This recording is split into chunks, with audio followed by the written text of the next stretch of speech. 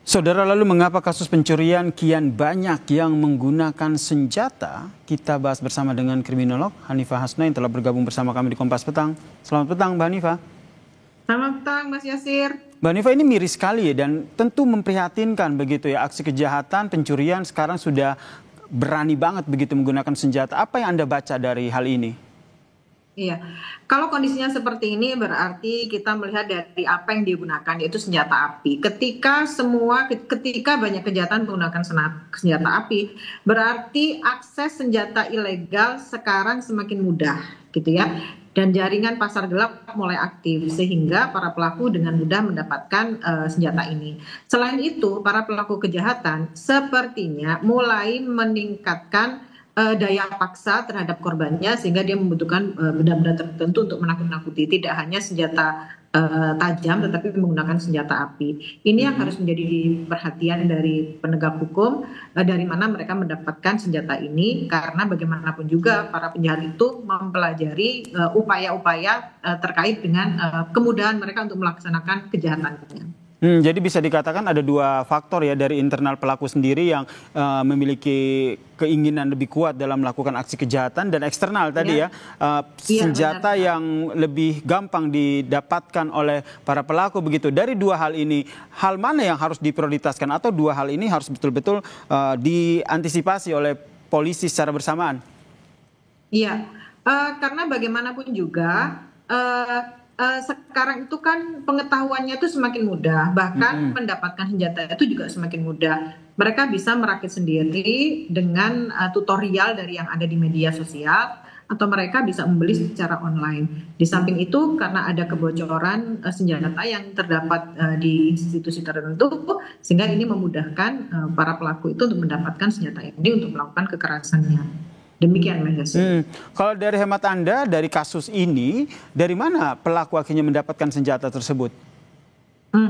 Kalau saat ini kita belum bisa menelusuri dari mana ya, karena paling tahu adalah pihak kepolisian. Betul. Tetapi kalau yang perlu dilihat adalah jenis senjatanya seperti apa, apakah itu keluaran dari institusi tertentu atau ini rakitan. Kalau rakitan berarti dia merakit dari mana, bahannya dari mana. Ketika bahan itu mudah didapat, berarti ada pasar-pasar tertentu yang menyediakan bahan-bahan ini. Kalau ada pasar-pasar tertentu yang menyediakan bahan ini, berarti ada keteledoran dalam hal regulasi terkait penyediaan barang-barang berbahaya. Demikian.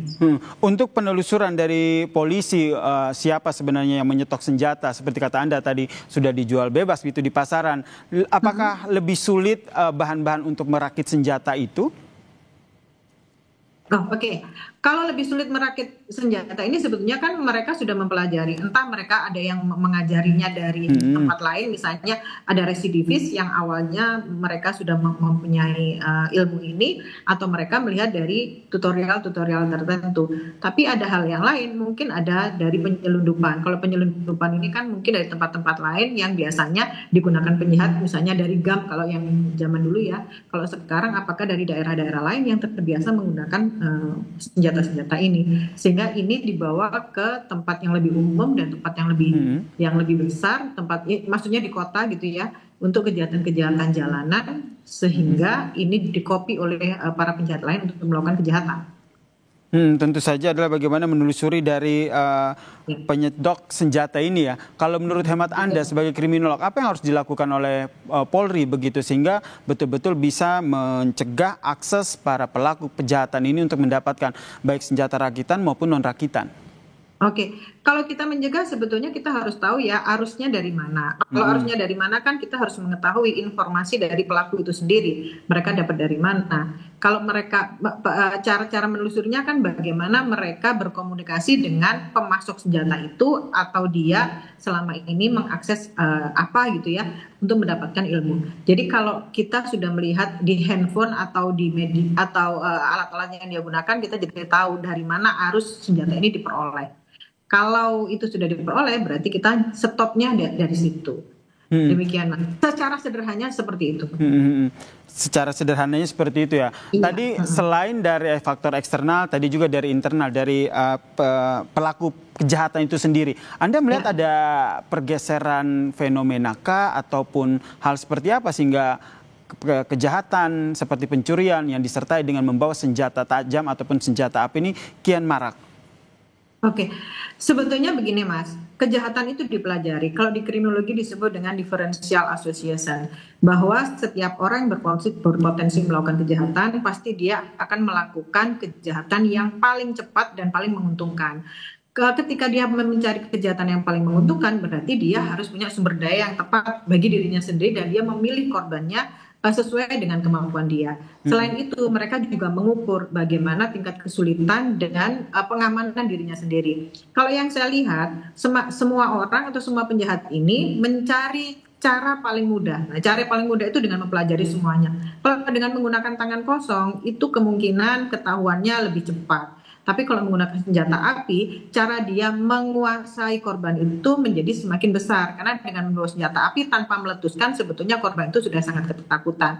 Yang menjadi masalah adalah kenapa terjadi terus-terusan. Berarti kan ada kondisi yang salah dalam penangkapan.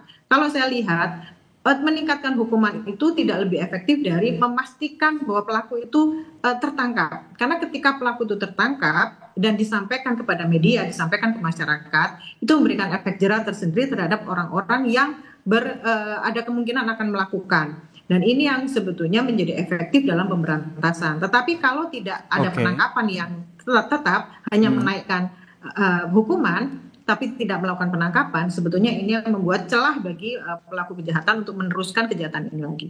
Baik, terima kasih kriminolog dari Universitas Indonesia, Mbak Hanifah Hasna telah berbagi perspektifnya terkait dengan kasus ini di Kompas Petang. Terima kasih Mas Yasir, selamat sore.